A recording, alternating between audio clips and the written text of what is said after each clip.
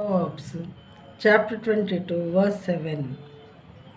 The rich rules over the poor, and the borrower is the slave of the lender.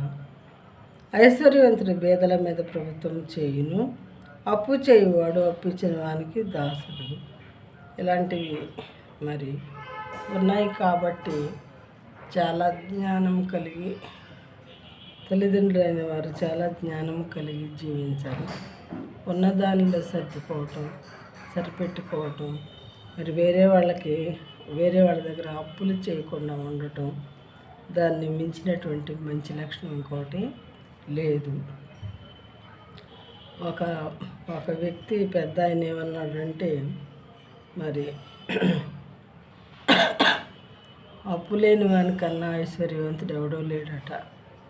అప్పు లేని వానికన్నా ఐశ్వర్యవంతుడు ఎవడూ లేడు అనేటటువంటి మాట ఎక్స్పీరియన్స్డ్ పర్సన్స్ చెప్తూ ఉంటారు.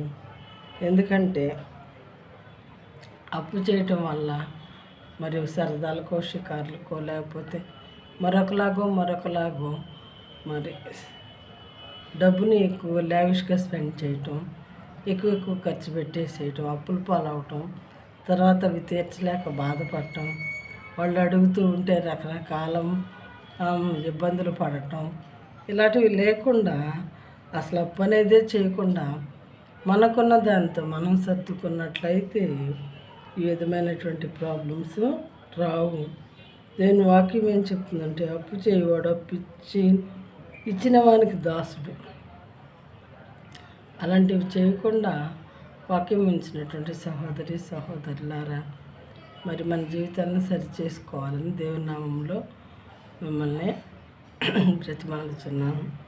ఎందుకంటే ఎంతోమంది ఇలాంటి పనులు చేసి కంట్రోల్ ఉండదు, ఫినాన్షియల్ డిసిప్లిన్ ఉండదు, డబ్బు అంటే కంట్రోల్ ఉండదు.